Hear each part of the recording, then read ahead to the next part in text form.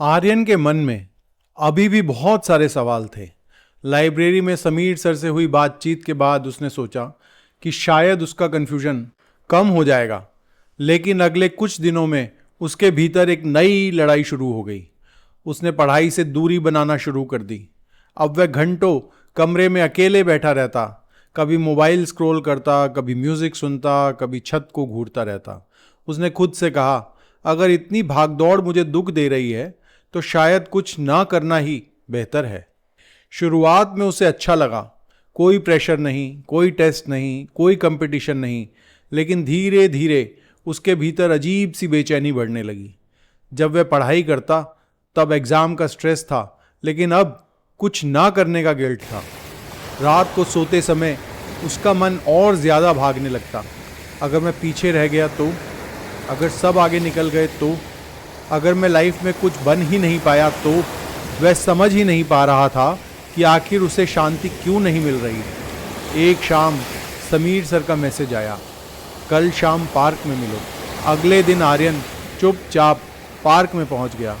शाम का समय था, कुछ बच्चे खेल रहे थे, कुछ लोग जॉगिंग कर रहे थे, पेड़ों से ठंडी हवा आ रही थी। समीर सर बेंच पर बैठे आसमान देख रहे थे। आर्यन उनके पास बैठ गया। कुछ देर तक दोनों चुप रहे।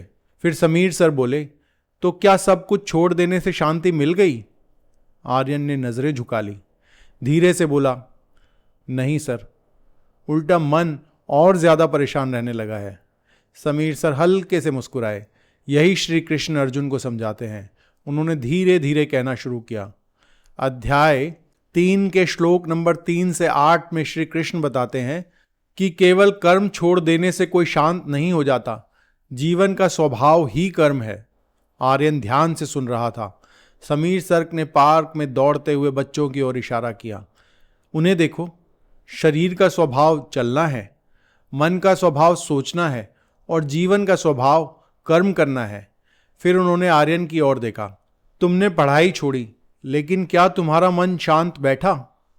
आर्यन ने धीरे से सिर हिला दिया, नहीं, क्योंकि समीर सर बोले, श्री कृष्ण कहते हैं कि कोई भी व्यक्ति एक क्षण भी बिना कर्म के नहीं रह सकता। अगर शरीर काम नहीं करेगा तब भी मन लगातार कुछ ना कुछ करता रहेगा। आर्यन को महसूस हुआ कि यही उसके साथ हो रहा था। बाहर से वह कुछ नहीं कर रहा था, लेकिन भीतर उसका मन लगातार डर, कंपैरिजन और चिंता में उलझा था। समीर सर आगे बोले, कुछ लोग बाहर से शांत दिखते हैं, वे कहते हैं कि उन्हें दुनिया से कोई मतलब नहीं, लेकिन भीतर उनका मन इच्छाओं और डिस्ट्रैक्शंस से भरा रहता है। श्री कृष्ण ऐसे लोगों को मिथ्याचारी कहते हैं। आर्यन को अचानक अपने पिछले कुछ दिनों का सच दिखाई देने लगा। वह पढ़ाई से भागा था, लेकिन फ़ोन, फैंटेसी और कंपैरिजन में और ज़्यादा उलझ गया था। समीर सर ने कहा, सिर्फ हाथ रोक लेने से इंसान योगी नहीं बनता। असली योगी तब है जब मन सही दिशा में हो। हवा थोड़ी और तेज हो गई थी, पेड़ों की पत्तियां सरसराने लगी थी।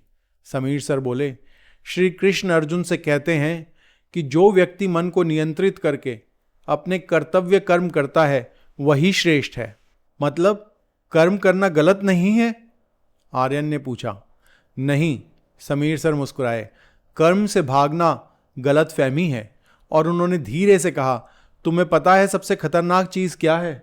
आर्यन ने पूछा, क्या? अपनी जिम्मेदारियों से भागकर खुद को स्पिरिचुअल समझ लेना। ये सुनकर आर्यन पूरी तरह से चुप हो गया।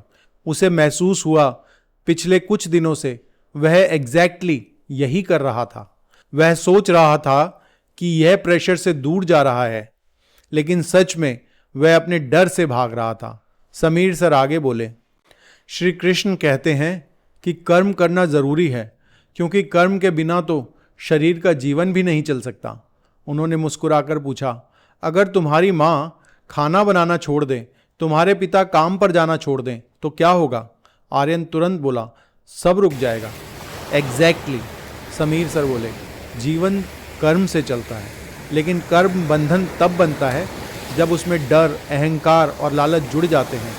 शाम धीरे धीरे रात में बदल रही थी। पार्क की लाइट्स जल चुकी थी। आर्यन अब पहले से शांत महसूस कर रहा था। उसने धीरे से पूछा, तो फिर सही रास्ता क्या है? समीर सर मुस्कुराए। भागना नहीं, अपने मन को समझते हुए सही भावना से कर्म करना। आर्यन ने आसमान की ओर देखा। उसे पहली बार महसूस हुआ कि शायद समस्या पढ़ाई या जिम्मेदारियों में नहीं थी। समस्या उस डर में थी जो हर कर्म के पीछे छिपा हुआ था, और शायद यहीं से उसके भीतर कर्मयोग की दूसरी सीढ़ी शुरू हुई।